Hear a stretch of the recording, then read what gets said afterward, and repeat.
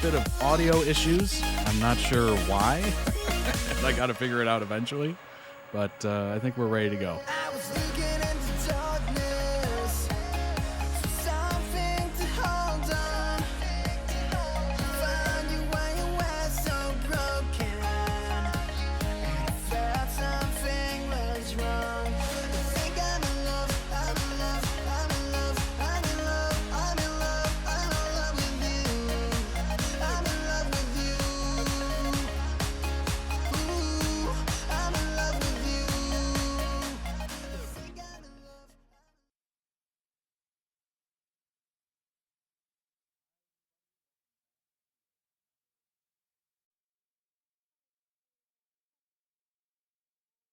Has my mic been off this entire time? I'm looking at that button like, oh no. Oh no. I just completely... All right. Well, it's Monday and it's early. What can I say? Hello, everyone. Good gosh. Hello, everyone. I hope you've had a wonderful weekend. I just did a rundown of Roadhouse. New one stinks. Old one better. There you go. You're caught up. First video is going to be Leverage. There's going to be 5 videos today as we continue on. I hope you enjoy them. And let's go. I just kind of grab a mixed bag of requests. It's not, there's no like planning to this at all. It just, the videos I choose randomly. Anyway, let's get started. Leverage. The first one is Elliot Parker Hardison. What is it called? I Lived? I Lived. Let's go.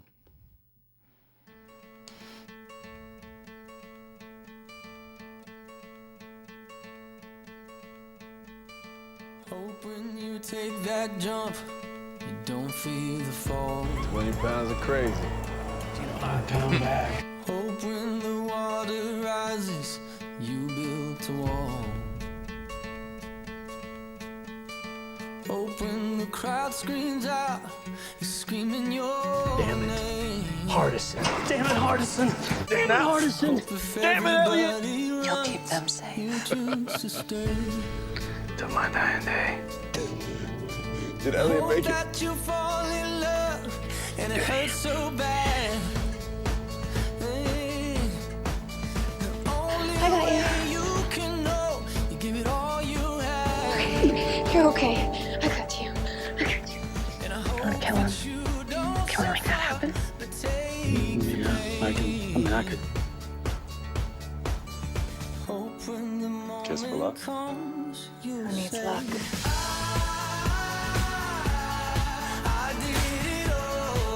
I never get tired of that. Just for luck. I believe in luck.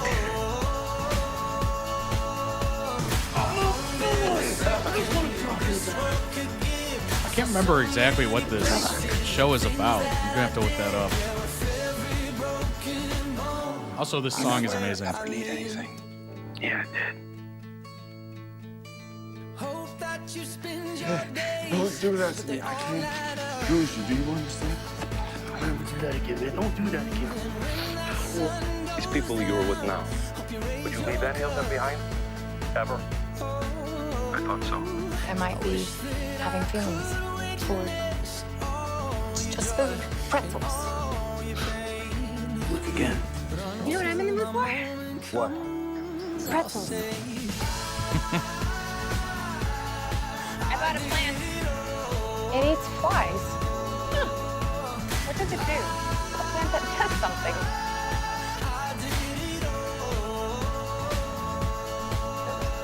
I work with them now. At least Elliot gave me a hug. What's so funny?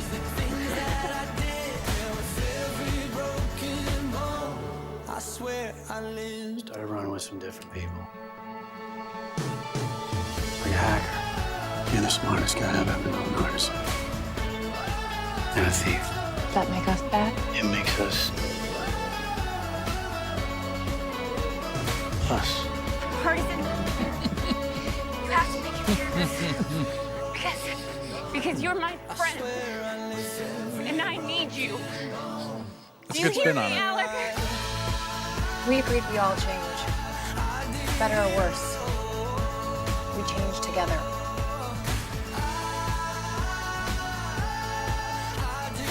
I'm with him. Don't waste time.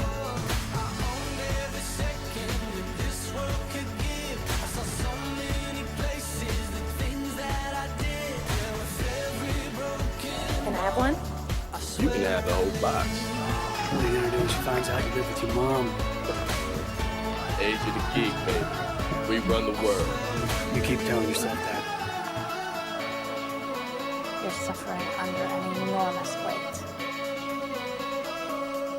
We provide leverage. That was either the most repetitive song or that was looped. I'm assuming it was looped. That is what I'm assuming.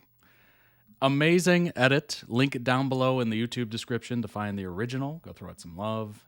And I always say that because that editor might have more videos that you enjoy, and you might stumble upon them. I know that's happened before, so that's pretty awesome. All right, let's go ahead and look into what's going on here. Leverage is an American action crime drama television series. It went from 2008 to 2012. 5-person team, a thief, a grifter, a hacker, and a retrieval specialist led by former insurance investigator Nathan Ford, who uses their skills to carry out heists to fight corporate and government injustices inflicted on ordinary citizens. So it's kind of a... how would I describe that? It's very much almost like a Robin Hood kind of thing. That's very interesting. I get it, but it's also vigilante like crime. You know what I mean? Like it's skirting the law to somehow enforce the law as a vigilante. Interesting. It was renewed for a 4th season, 5th season. Let's see. 16-episode revival titled Leverage Redemption began shooting in early August of 2020, with most of the cast members returning. It was released on IMDb TV in 2021, with a 2nd season airing in 22-23. All right, so it had a little bit of a renewal, which is cool. I love when shows have that. You know, usually the main first channel that aired it or produced it gives up on it or whatever, and then another channel picks it up. That happened with Lucifer, which I'm so happy that happened. And I think, wait, didn't Community get brought back or something like that? Like the whole cast and the fans were all like 6 seasons in a movie. I don't know if they got to 6 seasons, and they definitely didn't get to a movie, but it was a very amazing show. I enjoyed it thoroughly. Super funny. Former insurance investigator known for recovering millions of dollars in stolen property, chasing the most dangerous and elusive thieves in the world. It seems like an interesting concept, right? It seems really cool because you bring in all these team members that have all these different skills, and you just kind of go with it. I'm trying to remember. I think I saw the first episode when it aired because they were hyping the heck out of it, and they put a ton of money into the marketing budget. And it was really good. I didn't keep up with it because that's just how life works. So many times I've watched a show like the opening episode because you see ads for it everywhere, and I just lose track or I just don't watch it. It is a very conscious effort if you're going to watch through an entire series, just on your own, whatever. But now, I mean, nowadays it's fantastic because you can just binge watch seasons of things. Couldn't do that really back in the day before streaming. You really couldn't. I mean, every once in a while, a channel would have like a marathon on or something, and you'd have to like start, but you couldn't pause it. You'd miss a couple episodes. You'd have to go to sleep. You'd have to go to school, work, whatever. You're not going to watch the whole series. But nowadays you can, which is really cool. Obviously, you could get DVD box sets back in the day. And I guess people still are. Especially with, oh gosh, this, with the, what is it called?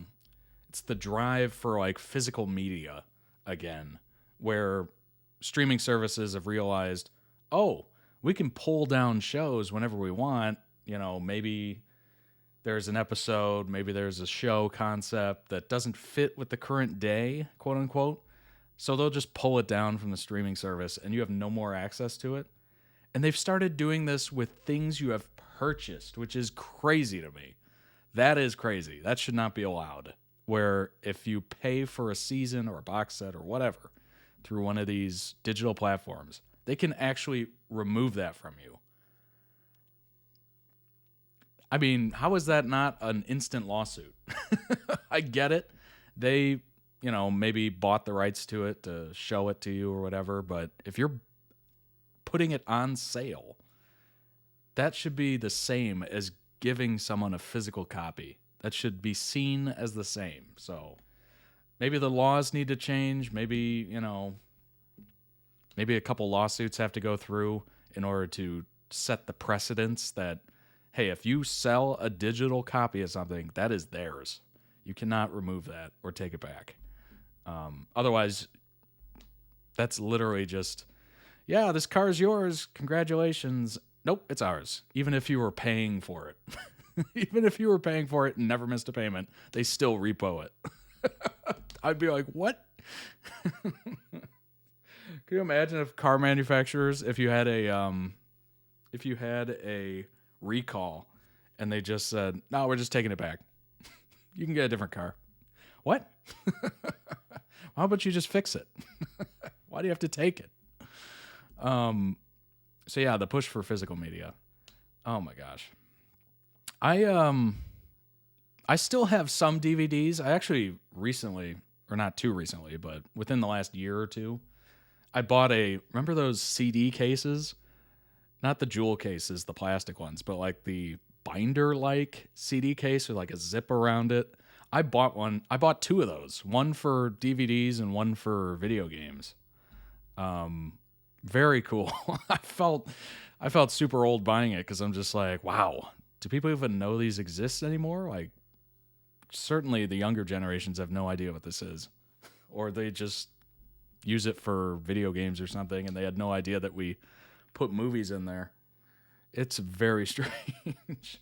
But yeah, seems like a very good show. The edit was amazing. I like the concept of it, where you get a team of people with different skills. It's very much like, oh gosh, what is it? Ocean's 8, Ocean's 11, Ocean's 12, or whatever. And everyone's got a certain skill. You got the tech guy, you got the, you know, the muscle, you got the guy who's good with explosives, whatnot. And they all contribute to robbing banks or whatever the heck they were doing in those. Super interesting. I'm sure Nathan was his name, right? Nate? I'm sure Nate thinks he's doing the right thing. Maybe he is doing the right thing, obviously, but I don't know exactly how legal any of that stuff is. Probably not very legal. That's the problem, is you have no oversight when you're taking it into your own hands like that. Very much like Dexter. Yeah, he might have been doing the right thing. It's like that moral gray area. Like, yeah, he's taking out, like, people that need to be, you know, restrained, but he's doing it in a not so great way. Very similar vibe there. Oh my gosh. All right. Video 2, it is going to be Colin and Penelope. This is from Bridgerton, if I'm not mistaken. Yours is the title of it. Mine. No, yours.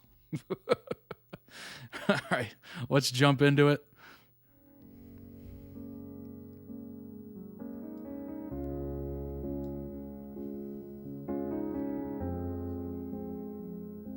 I'm somebody you call when you're alone. I'm somebody you use but never own. I'm somebody you touch but never hold. You really are very good, you know and that. you're somebody I'll never really know. I know Your I'm love not is an the one unrequited you fantasy. really love. I guess that's why I've never given up. 'Cause I could give you all you want, the stars and the sun, but still I'm not enough. All I really wanted was the look in your eyes. Like fervently, you already know that I'm the love of your loudly. life. Like you already know you're never saying goodbye. But I'm not yours. I'm leaving. I'm not yours. I'm not yours. I mean, I feel like we've all been there. You can choose anyone but him. I feel like we've all been there. What of Colin? But what of him? What of Colin? But I'm not yours. You love Colin Bridgerton. I believe you're right. Colin, I did not meet. And I can change your mind, but you're still mine. So tell me that Colin it's is my time friend. for me to go. As if he would ever waste his ink on someone like you. Wow. You are Sleeping alone, You don't count. sleeping with You're your my friend. ghost. All I really wanted was that look in your eye. You have Like always you been so already know that I'm the love of your constant, life. loyal. Like you already know you're never saying goodbye. How have you been? But I'm not yours. I'm not yours. I'm not yours. Colin Bridgerton is no more your friend than I am the next Catherine the I Great. want more. Pardon me. But I'm I will always look not after you. You're special to me. As are you. To me. and I can I would never dream of courting Penelope Featherington. Not in your wildest fantasies, should Five. know that it was dumb love. 15 dozen Will? roses. All the things that I've done for you not to notice. Can't believe I chose you. A noble pursuit. Thank you. Colin. Friends, what the fuck did I do in the end? Just to Wow. not be yours. Oh. Oh. Oh, boy. Well, that didn't end exactly how I thought it would. Oh, God. Oh, that's just heartbreaking. And we've all been there, haven't we? Oh, God. Better not think about it. But we're going to talk about it. Oh, no. Oh, God. Oh, I know we've all been there. You're either crushing on somebody or you like somebody and you're either invisible to them or they just don't feel that way. And you're just like, all right, well, cool. I'm just going to go this way. Otherwise, my heart's just going to continually break as we're talking. Gosh. But it's also one of those things where you're just like, if you don't bring it up and talk about it, I don't know. Is that kind of your fault if you don't bring it up and like confront it with them? Then again, that's awkward as well.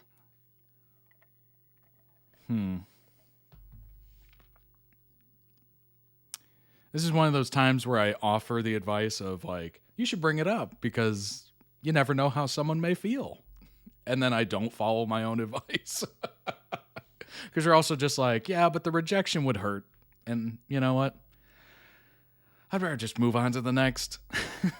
Go with somebody who outwardly shows the same amount of vigor, same amount of interest that you have towards them, towards you. I think that's the better advice. I don't know. All is fair in love and war, so maybe go for it. Was that convincing? Did I convince you on that? Oh, gosh. Oh, Lord. I feel so bad for Penelope. Well, that edit was equally traumatic and also wonderfully done. So, you know what? I'm glad they had it in the show. I'm glad they had that scenario because it happens to everybody at one point. Oh gosh. The worst is when they just outwardly come out and they're just like, you're just such a great friend. I just see us as friends. We're friends, right? And you're just like, ow. Yeah, totally. That's great. Never better. Gosh. Oh. That just made me uncomfortable. That entire video made me uncomfortable. I hope it did to you as well. I love a good period piece. It's fantastic. The set design, the costume, the debutante lifestyle is just something that is so foreign to me that it's interesting to watch. And, the personal politics of like, oh, did you see who was holding a hand with who or talking to who or, very minute details are gossiped about. And it's just all gossip. The entire thing is gossip. You're in the court. You're you're talking to people. You're playing politics. You're trying to move up in favor, trying to have favor. Everyone's got a title, and your place is with your title, but everyone's trying to inch up slowly, regardless of their title. It's just fascinating. It is so not like today. Well, for most people. I'm sure towards the top, the elite, they do have that kind of stuff. Very much like a Diddy party. Everyone's, I can't help but bring it up. It's everyone's trying to put on their best, be there, be invited. I remember back in the day, those Diddy white parties where everyone dressed up in all white. Those were the thing. Like, if you got invited to that, you were seen as A-list. But,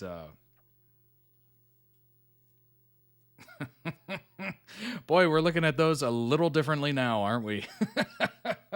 Those used to be all over the magazines, those checkout stand magazines, gossip magazines, whatever. Oh, who got invited? The full list that got invited to the Diddy white party. Just amazing. And now we're all looking at that like, yeah, who did get invited? Who did? Let's see the list. Let's see the list. It's amazing. Oh my gosh. Bridgerton, wonderful. Haven't seen an episode. I've reacted to quite a few videos of it over the years. Wow. It's weird that I can say years. Then again, this started in 2021, which is crazy to me. But we're still going strong. And I'm glad you're here. But yeah, period piece, fantastic, love it. I watched all those Jane Eyre, like Jane Austen films. There's a ton of them on Netflix and Amazon Prime Video or whatever it's called. There's a ton of those. And I've watched pretty much all of them. And regardless of the fact that I've never read a Jane Austen novel in my life, they were all interesting because they're all period pieces. And, some of them are a little bit more highfalutin, high society. And then some are just, not. But it's still interesting. What's weird is I like those. I like medieval things like knights, stuff like that, round table stuff. But I'm not as big a fan of like history, like just straight up history movies. Kind of odd. I mean, those are technically period pieces, but I don't know. I'm not as into those. All right. The next video on the list is the Untamed Wei. Oh boy. Now I'm trying to say these names live. Oh boy. Wei Wuxian, Zhang Yanli, Zhang Chang. That's my best. That is my best. It's called Hey Brother. And yeah, let's go ahead and get started on this. Let's make sure I actually have it pulled up.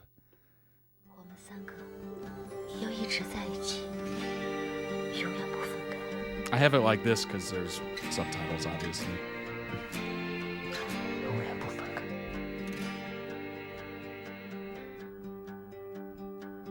Hey, brother, there's an endless road to rediscover. Hey, sister, know the water's sweet, but blood is thicker. Oh, if the sky comes falling down for you, there's nothing in this world I wouldn't do. Hey, brother, do you still believe in one another? Hey, sister, do you still believe in love? I wonder. Oh, if the sky comes falling down for you, there's nothing in this world I wouldn't do.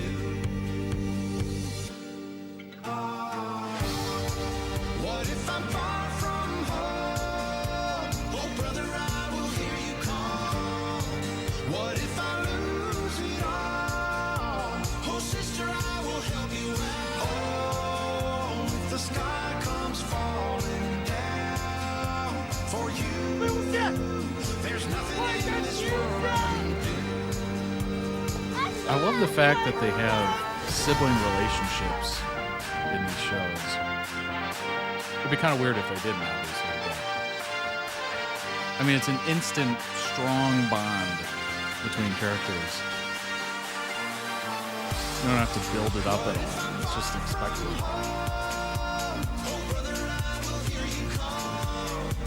What if I lose it all? Oh, sister, I will help you out. Oh, if the sky comes falling down for you, there's nothing in this world I wouldn't do.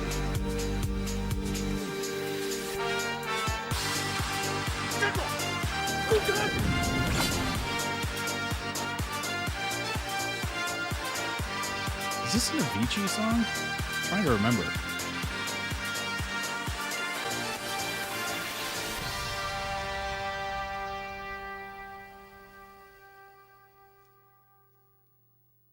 Amazing.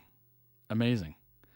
Link down below in the description for the original edit YouTube description. I don't think, does Twitch have a description? I guess they do, but they don't allow links, which is just stupid. Anyway, links down below in the YouTube description for the original edit. Go throw it some love. Another amazing edit of the Untamed. It's, I mean, I've said it before and I'll say it again. Cinematography, the action. I've seen a little bit of the action now. It is fantastic. The choreography, the effects. A lot of time and effort went into that production, and I'm so glad, because when you're introduced to something for the first time, you want it to be good. You desperately want it to be good. And it seems like they nailed it. Very much so. So even if you're not familiar with Donghua or whatever, you're going to enjoy it. Which not only had I never heard that word, I had never seen any of it. Like, didn't even know it existed, didn't know it was on the map. I thought anime was everything animated. Had no idea it was like a specific genre. Like, that's how out of the loop I am and was.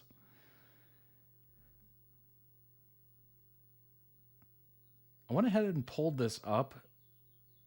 Someone wrote this in a Reddit thread. The sibling relationships in MDZS. It's kind of interesting. And it does mention this trio, which is very on the money for right now. So let's go ahead and pull that up. Wei, Zhang, and Zhang. Am I saying that correct? Is that the same name? Complicated doesn't begin to describe this trio. WWX isn't a literal sibling, but his relationship was much more than just marital disciple. What the hell? Who says that? Which ultimately helped provide the emotional fuel to their tragic fallout. Heart-wrenching no matter which character you sympathize with the most. The flashback where JYL cares for the two little boys after WWX and JC have their childhood fight makes my heart sob painful, bloody tears every time. All right, you don't have to be actual siblings for that to work or for that to come across, but it does help for sure. That's one thing. If you've ever seen the movie, oh gosh, what is it called? Four Brothers. It's got Mark Wahlberg in it. I can't remember the names of the others. Was it Tyrese was in there as well? It is brutal to watch one of the brothers die and then another brother die. Like, it is gut-wrenching. And it's just an easy way to get that emotion across, to have them be siblings, or whether that's blood or not. It's so easy. And if you have siblings yourself, it's just an easy connection. I absolutely love it. I wondered, let's see. I was seeing if anybody else commented on it. I don't think they did. Honorable mention. I wanted to see if I could find any more like information. Unpopular opinion. Oh boy.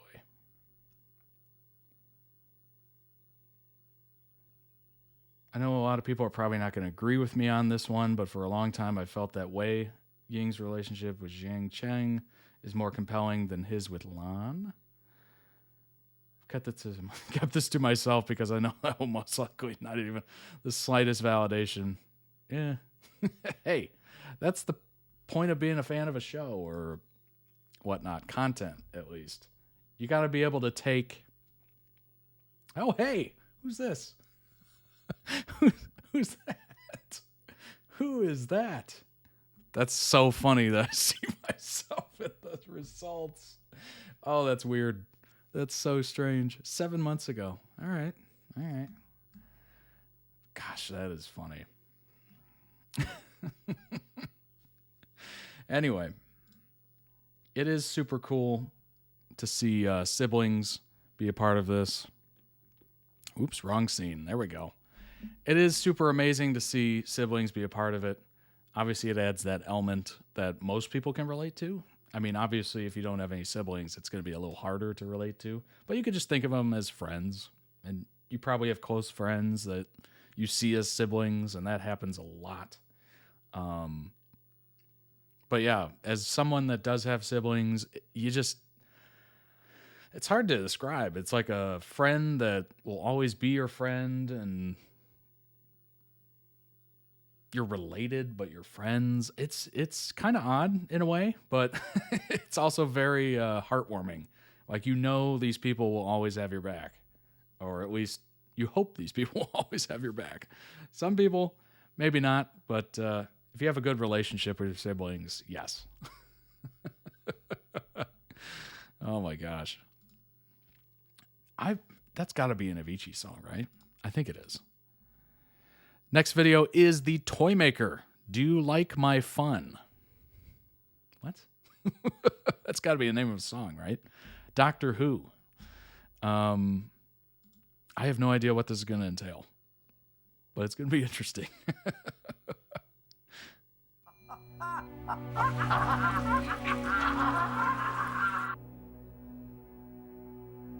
Oh, the show is just beginning. Worldwide premiere. Behold, we have everything. Everything you could be wanted. We have dolls. Oh, but he is recognizing me. Neil Patrick Harris. They are very, very important in these worlds, don't you think? The Toy Maker.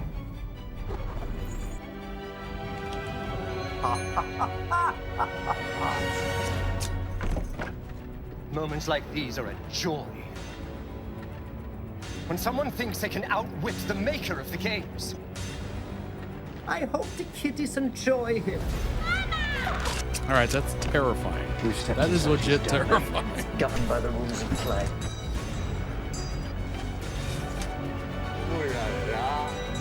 Whenever he commands, I dance and I prance, but I can never go home again. Do you like my fun? All of them have played and lost. But here's my favorite one. I thought I was Brahma. I thought I was Brahma. I don't understand why you're so small! You know full well this is merely a face concealing a vastness that will never cease because your good and your bad are nothing to me. All that exists is to win or to lose. I challenge you to a game. I accept the challenge.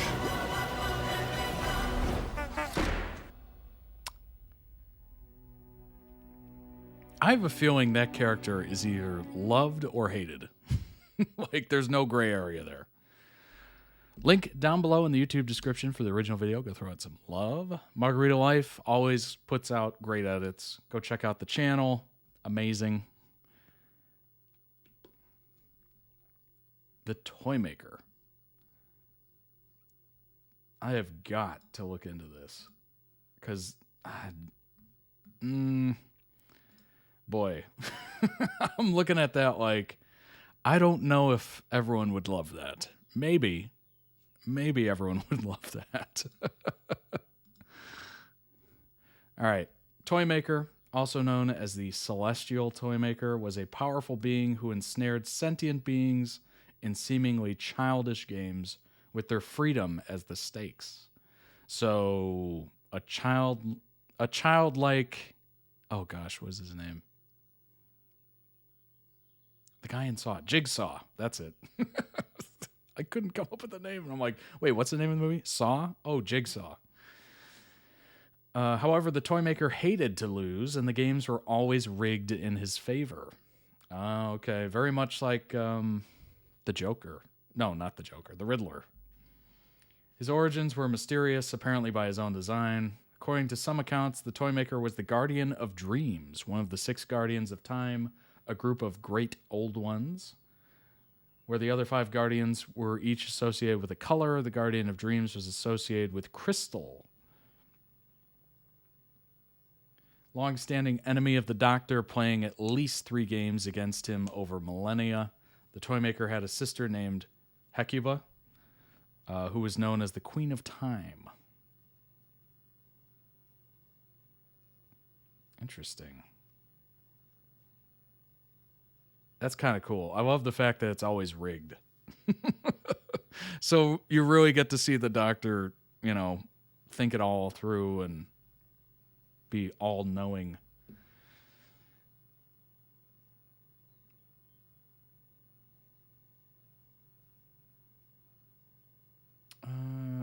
Not extra-dimensional, but simply an ancient and powerful native of the Doctor's universe. Possibly a survivor of the Dark Times, a member of the Doctor's own kind, or both. First Doctor believed the Toymaker to be one of many. By his understanding, the Toymaker he encountered was native to the same universe as himself and had lasted for thousands of years by the time of their first encounter. Immortal, like all Toymakers. Explaining that the urge to create toys that are ultimately destructive was part of the universe. Oh my gosh. So that's why all those toys get recalled for choking hazards and lead. Toymaker's still around. Gotta be, right? Oh, the classic Toymaker.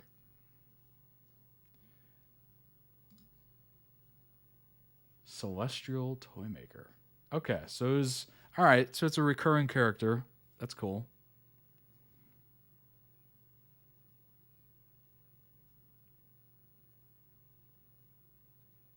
Yeah, that's interesting. So it kept coming back for more.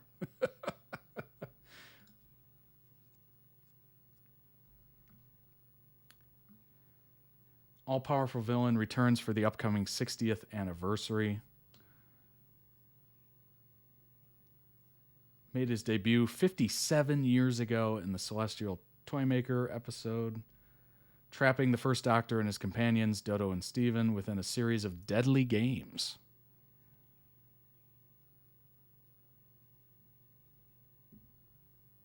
Yes, the Daleks are deadly, and the Master's Time Lord abilities can hinder the Doctor at the best of times, but with the sheer power that the Toymaker holds, he might just be the biggest threat the Doctor has ever come up against. Interesting. Do you agree with that? Let me know.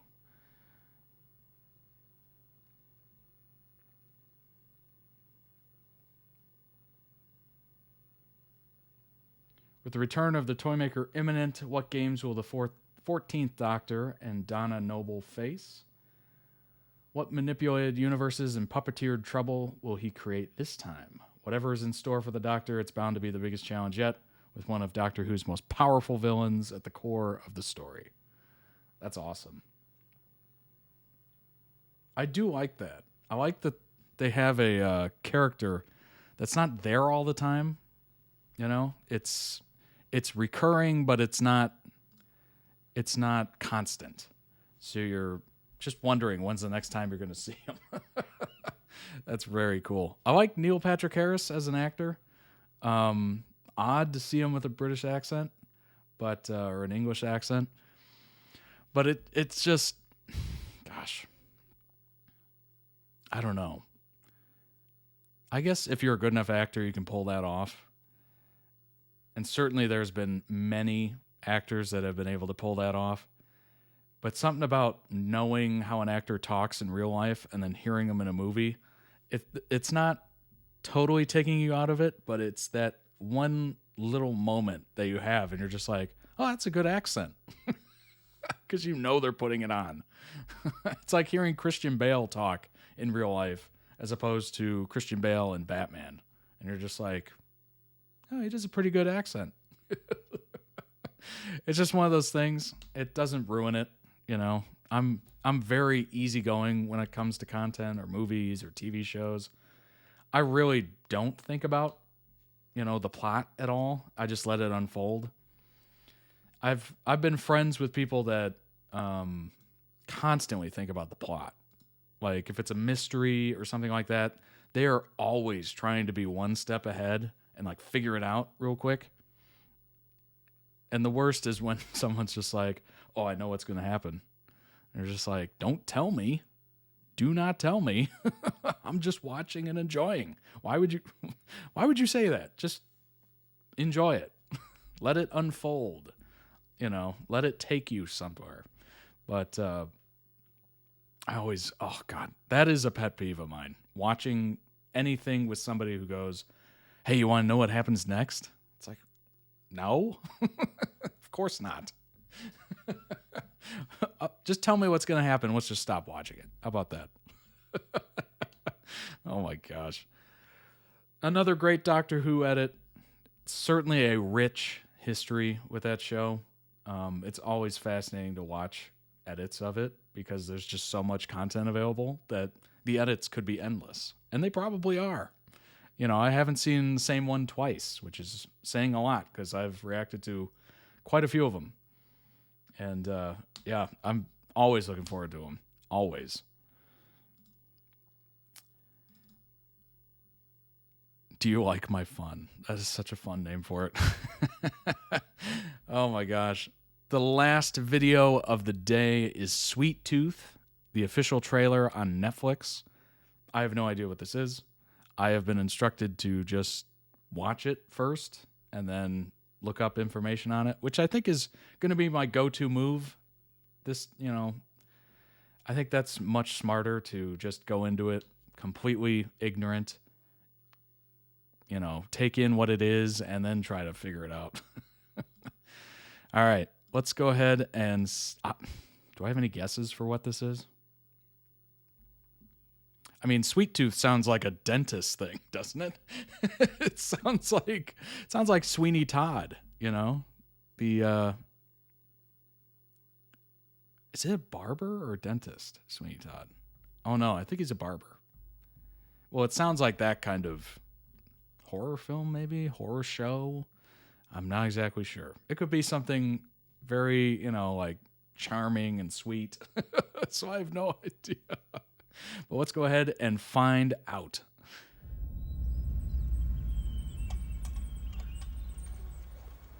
Okay, I was Once upon a instantly time, wrong. Bad people ruled the earth. They were greedy and self-destructive. So nature made everyone sick.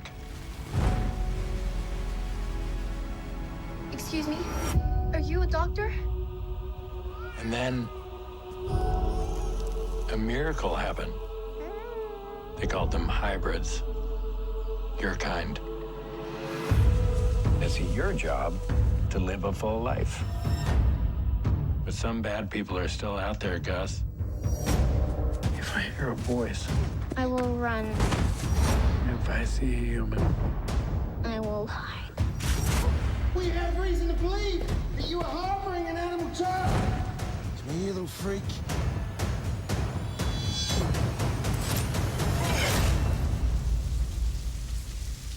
Thank you.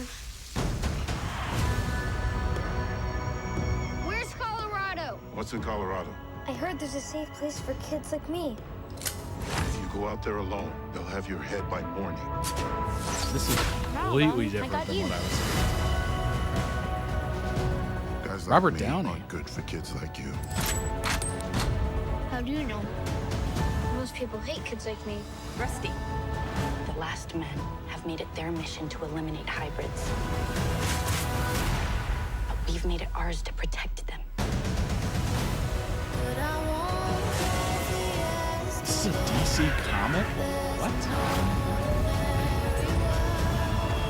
This new world is all about survival, no matter the cost. What are you doing with him? I did what I had to I had no idea that DC released any comics that were not superhero based. This doesn't really seem like a superhero movie or show.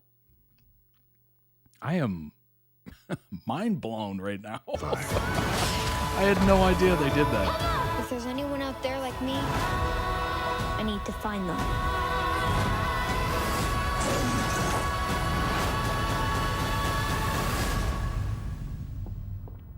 That little dude's got hope coming out of every pore.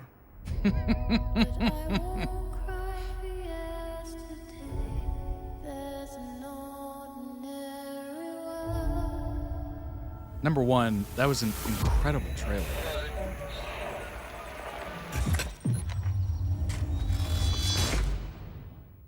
That was such a good trailer, and the music to it was beautiful.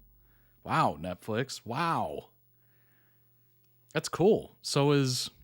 Actually, that's an interesting concept. Is Netflix going to have DC content now that Marvel is on Disney Plus? I mean, that opens the door for it, certainly. I used to absolutely love those Marvel shows on Netflix. Daredevil, Luke Cage, Iron Fist, Jessica Jones, I think. Those shows were so amazing. And especially for someone like me that was completely burned out on superhero movies. I mean, the Marvel Avengers and every single one that comes out, it's like 3 a year. I was just so done with it. I was just like, all right. Superheroes were cool at the beginning, building up to the Avengers movies. And now it's just kind of overdone and overplayed. And you can see that by the box office numbers. People are pretty much done with them for a while, unless they're really good. The new Spider-Man movie was probably the best one as far as numbers go. But anyway, that opens the door for DC character shows, which I hope they do. I think HBO owns them, right? I think I saw that last stream, which is too bad. I hope they're not all hidden on HBO, but clearly Netflix was able to get some rights to Sweet Tooth, which is completely different than what I thought it was going to be. I was expecting some like horror film or movie, and it just sounded like, you know, it's such a sweet title that it's going to be just gnarly, like just gruesome. But no, this actually looks pretty good. Post-apocalyptic fantasy drama. Executive producer Robert Downey Jr. Like what? It's got Will Forte, James Brolin.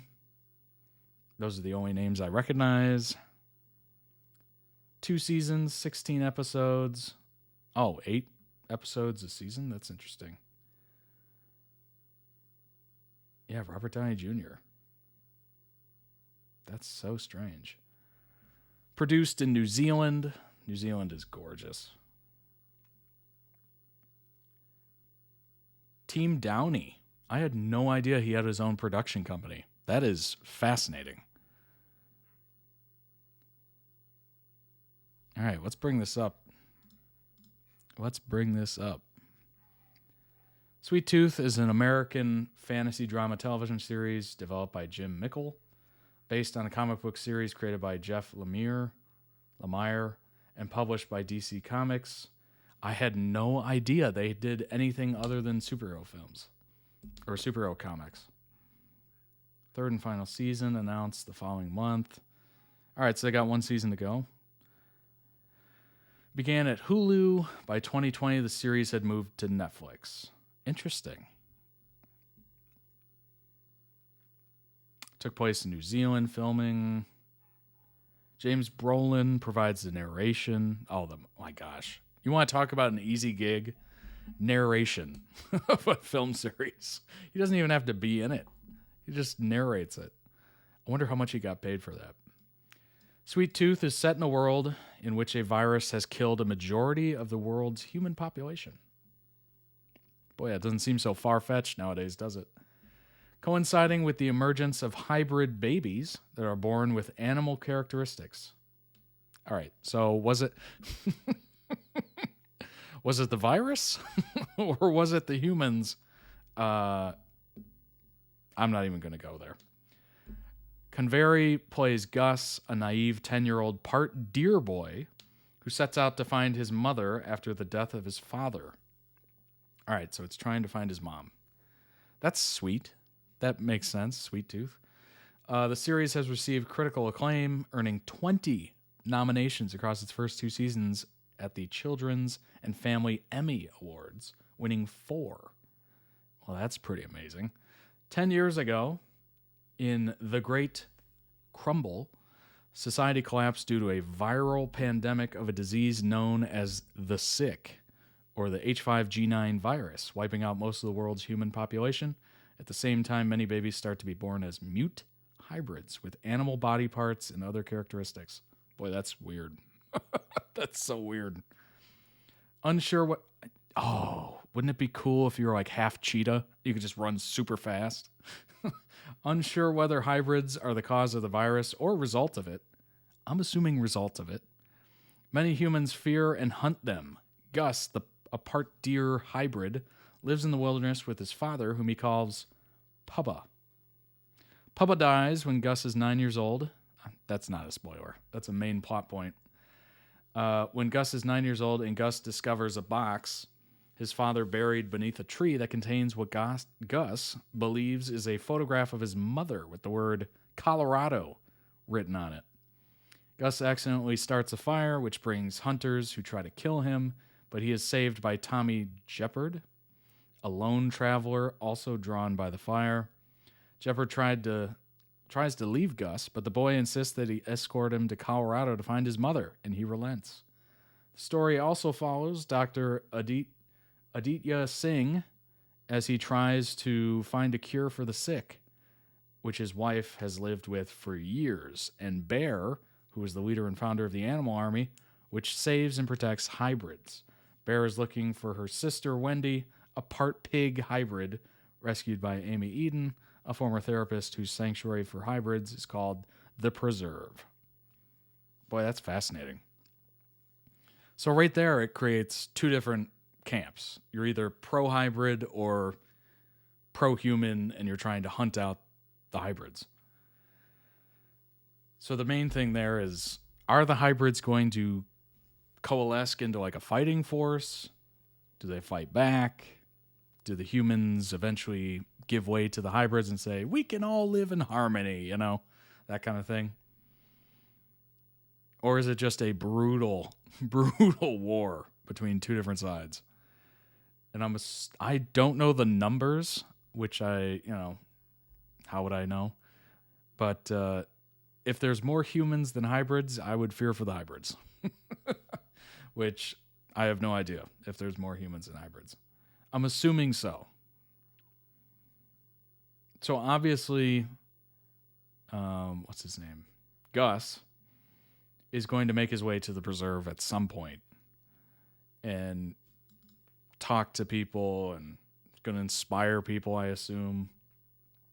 That's really interesting. That's like, it kind of reminds me of The Walking Dead with the, what was it called? Sanctuary or something? Where it was like a group of people, but they're all cannibals. You know, they're marketing it as this, join us. We're living in peace and harmony. And then you realize, oh, they're just eating the people that show up. Gotcha. But very much reminds me of that, the preserve. But obviously, it's probably not going to be that crazy. Maybe. Oh boy, wouldn't that be terrible if the humans are like, oh, come hang out at the preserve. You can, be your hybrid self.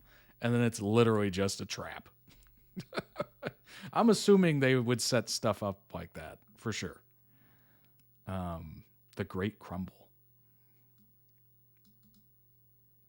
Boy, that seems like such a silly term or name for something so terrible. The Great Crumble.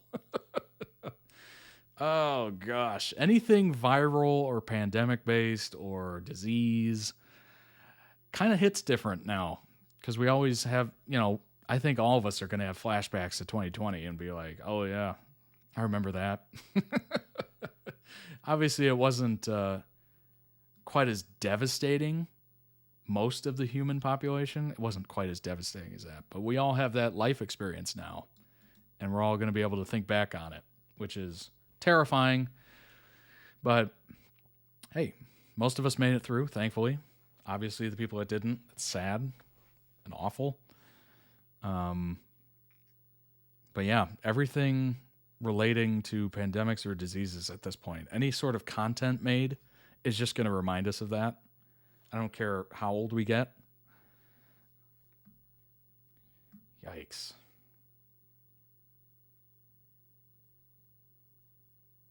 Yeah, this seems like a really nice adventure piece. I don't know how brutal it gets or how well, I guess brutal is a pretty good word for it. I don't know how brutal it gets. It is post-apocalyptic, so it might be a bit harsh at times.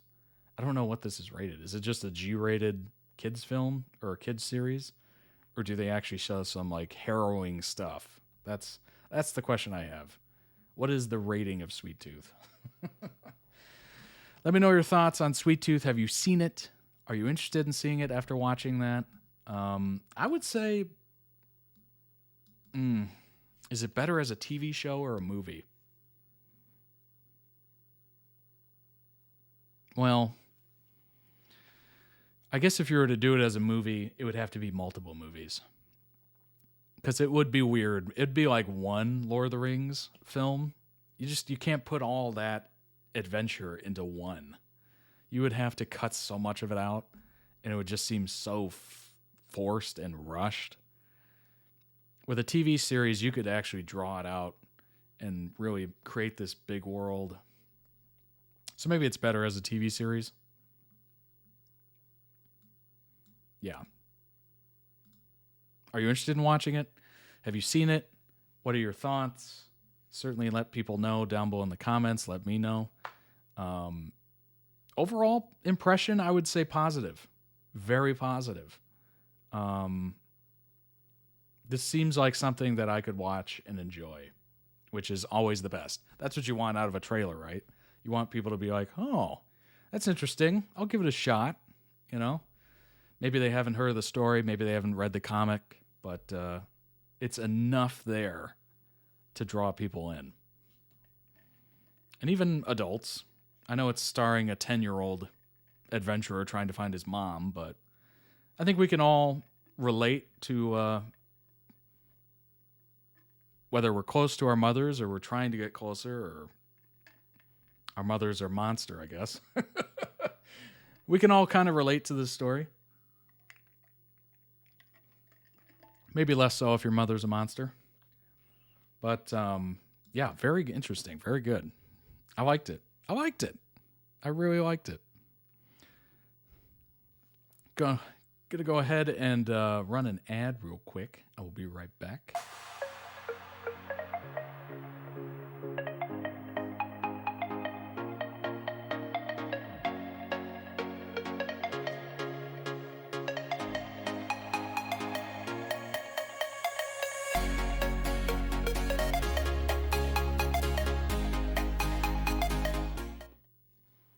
I hope you have enjoyed the stream, or the VOD if you're watching the VOD. Funny that I had that... How long was I talking in the beginning before I realized my mic wasn't even on? I think it was like 10 minutes at least. I was talking about Roadhouse. I'm going to have to edit that part out because it lasts forever. I looked down at my soundboard, my stream deck, and literally it just had a cross over the mic. I'm like, oh no. I was literally just saying, I guess I'll just say it right now. Why not? I watched the most recent Roadhouse. Definitely not as good as the original. I watched the original the day before. I thought it was really good. Well, not really good. We'll say it's a nice put it on, don't think about it, you know, rock'em sock'em kind of movie. Typical 80s action film.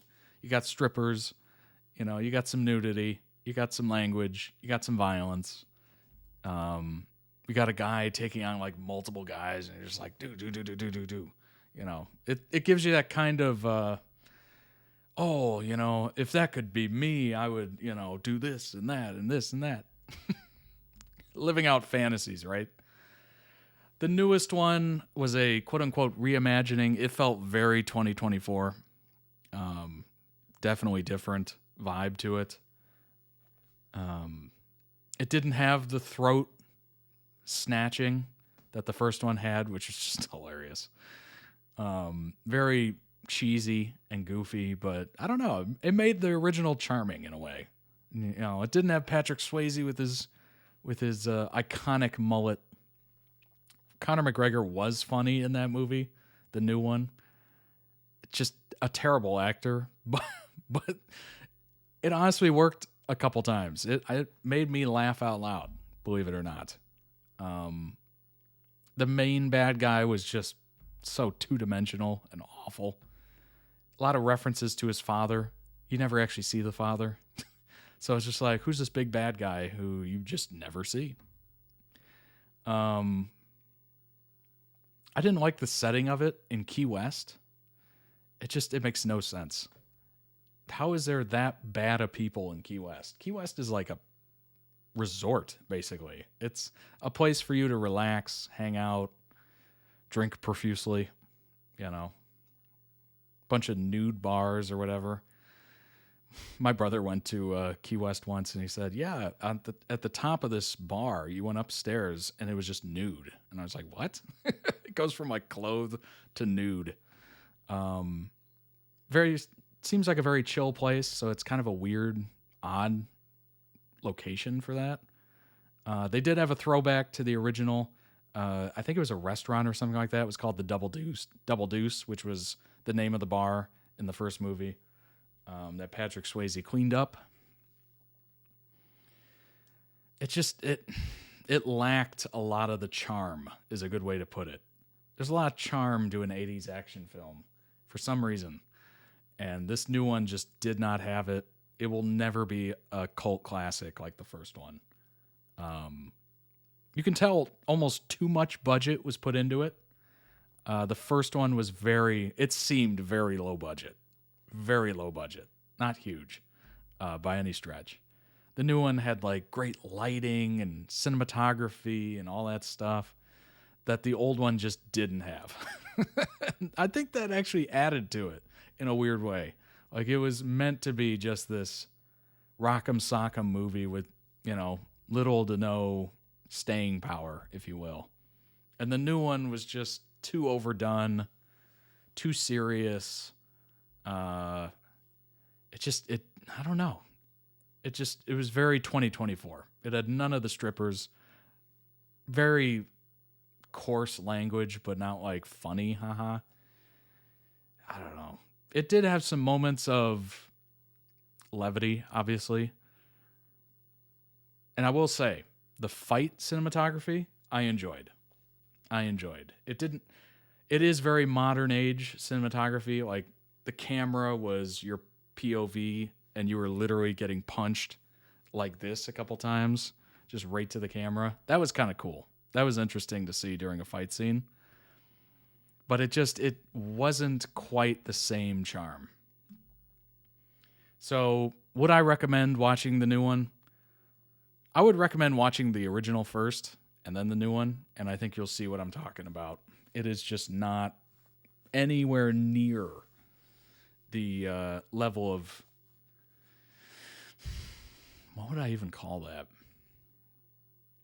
It's not meant to be a blockbuster. It's meant to be just kind of watched. I looked at the reviews on Amazon, who produced it. At the time of watching, it was like 3.5 stars. And I looked at the older one, which was almost 5 stars. And I think that paints the picture quite well. It is nowhere near the quality of the first one, which is not saying a lot, because the first one was not a quality movie. It was just an interesting and fun movie. It's very hard to describe. It's like what makes a cult film a cult favorite? Low budget, campy, some redeeming qualities, a fun watch, that kind of stuff. This new one was not campy. It had none of the charm. It was a fun watch. I'll say that. If it wasn't called Roadhouse and it wasn't premised as a Roadhouse remake or whatever, reimagining, I think the description is literally a reimagining, which is just... Can Hollywood get its head out of its butt, please?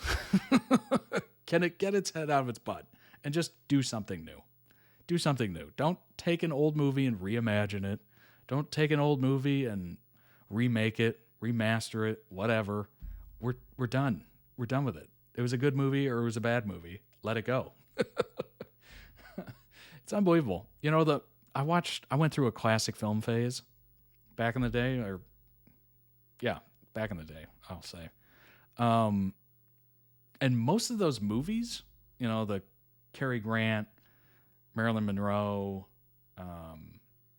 Audrey Hepburn movies were all based on plays. They were all based on plays or books and stuff like that. I mean, that might be an avenue to go. I'm sure all of them haven't been done before, so might as well give it a shot. I mean, those movies are very wholesome and they're interesting, they're entertaining. You get some big actor to be in it. Everyone will watch it. Nowadays, it is just it's been done. It's just the same stuff tied into a bow and thrown at you with no care, no reverence for the past, nothing. It's just unbelievable. Oh, gosh. I am just so over that. And I think a lot of people are too. That's why the movie numbers are so terrible nowadays.